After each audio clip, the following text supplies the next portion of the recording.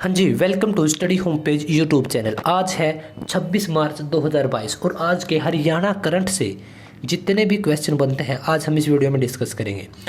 तो चलिए पहले वही दो लाइनें जिससे हम हमेशा शुरुआत करते हैं हमारी वीडियो की। इतिहास तेरे नाम का भी लिखा जाएगा, इतिहास तेरे नाम का भी लिखा जाएगा अगर कुछ समय तू किताबों पर लगाएगा। बहुत ही पावरफुल लाइनें हैं और हमेशा आपको यही बोलता हूँ कि किताबों के टच में रहिए।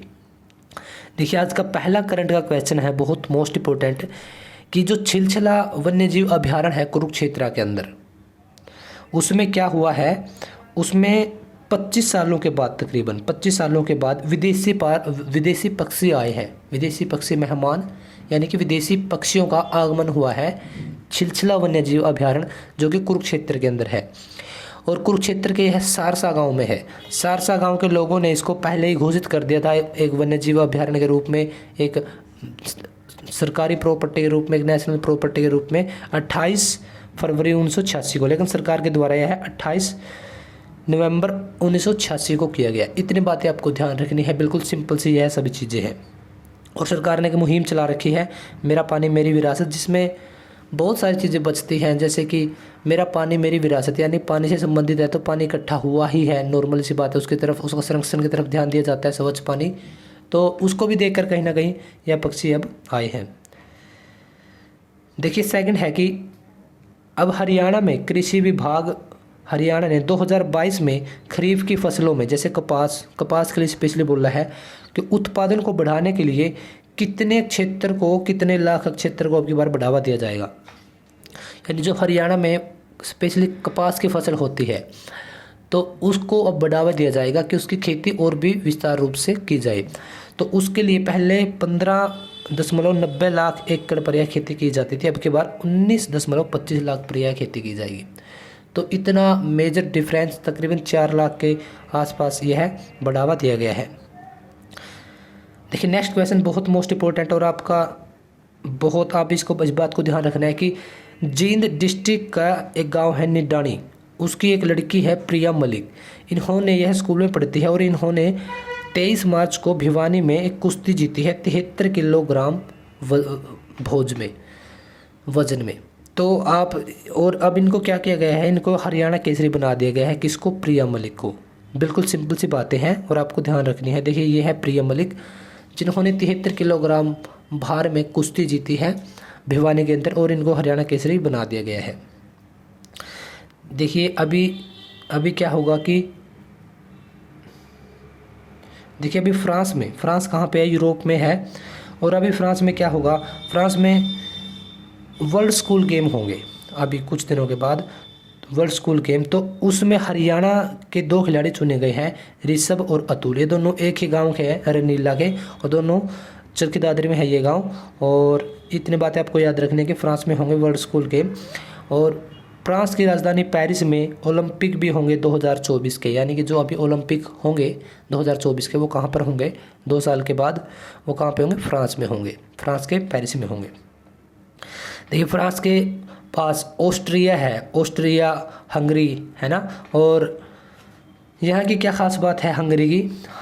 इसकी बुडापेस्ट हंगरी की क्या राजधानी है?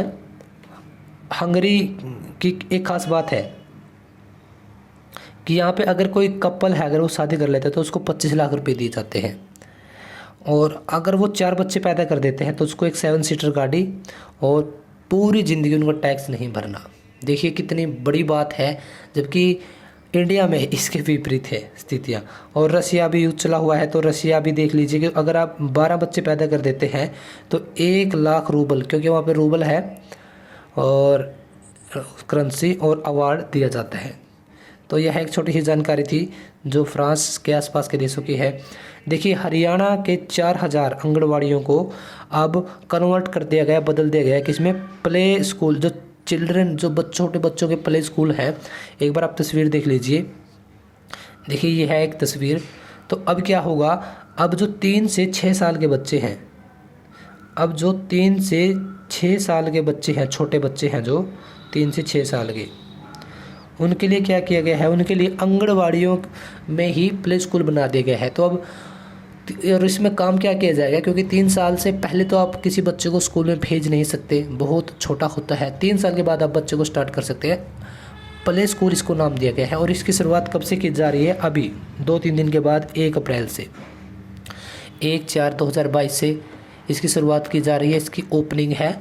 और जैसे कि 2020 में एक शिक्षा नीति लाई गई थी, तो उसके रिगार्डिंग उन सब चीज़ों को ध्यान रखते हुए नई शिक्षा नीति के रिगार्डिंग सबसे पहले एक जो छोटा बच्चा होता है उसको डायरेक्टली स्टडी नहीं करवाई जाएगी, उसको पहले जो मोरल बातें होती हैं तो उसके मोरल सिद्धांत पक्के किए जाएंगे। और एक नॉर्मली सी, क्योंकि विदेशों में यह सब चीज़ें बहुत काफ़ी समय से है, लेकिन अब इंडिया में भी चलो इसकी शुरुआत हो चुकी है। हम लोगों ने तो जैसे तैसे करके टाइम निकाल लिया। देखिए आपका नेक्स्ट क्वेश्चन है, यहाँ तक हो चुके हैं, लास्ट क्वेश्चन है शायद। हाँ, हरियाणा बिजली विभाग ने XYZ के नाम से एक स्कीम चलाई है, इसमें क्या होगा। जैसे कि अब गर्मियाँ आ चुकी हैं, तो अब गर्मियों में भी सर्दियों में भी हरियाणा वाले तो क्या करते हैं कि जैसे कि यह बिजली की तारें हैं, तो यहाँ से वो डायरेक्टली क्या करते हैं, अपना लठ उठाया और इसमें ही लगा देते हैं डायरेक्ट। तो अब क्या होगा, अगर इस काम को करते हुए अगर उसकी कोई भी इंसान इन्फॉर्मेशन पहुंचा देता है बिजली विभाग तक, बाकायदा 2 नंबर दिए गए हैं इन नंबरों पे, तो उस इंसान को 2000 रुपये नकद दिए जाएंगे। और साथ में जितना इसके ऊपर चार्ज लगाया जाएगा बिजली विभाग की तरफ से जुर्माना, तो उसका 10% भी उस इंसान को दिया जाएगा और आपकी पहचान गोपनीय रखी जाएगी। तो ऐसा करके XYZ के नाम से एक स्कीम चलाई है, क्योंकि बिजली चोरी करना अभी भी रुक नहीं रहा। तो इस प्रकार से आप इस बात को देख सकते हैं। और हरियाणा इलेक्ट्रिसिटी रेगुलेटरी कमीशन कब पास किया गया था, अगस्त 1998 में। और अभी चेयरमैन कौन है, RK पंचनंदा। और एक क्वेश्चन और है कि सोनीपत के एक धर्मवीर हैं, धर्मवीर नैन, उन्होंने अपने गुरु अमित सरोद, शायद सरोहा है ये, वैसे सरोद नहीं है, आप देख लीजिएगा एक बार इसको, सरोहा है, अमित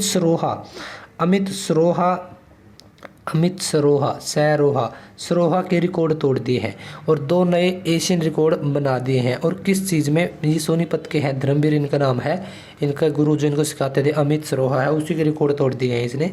और 2 नए एशियन रिकॉर्ड बनाए हैं, किसमें, 13वीं इंटरनेशनल विश्व पैरा एथलीट में। और ग्रांड,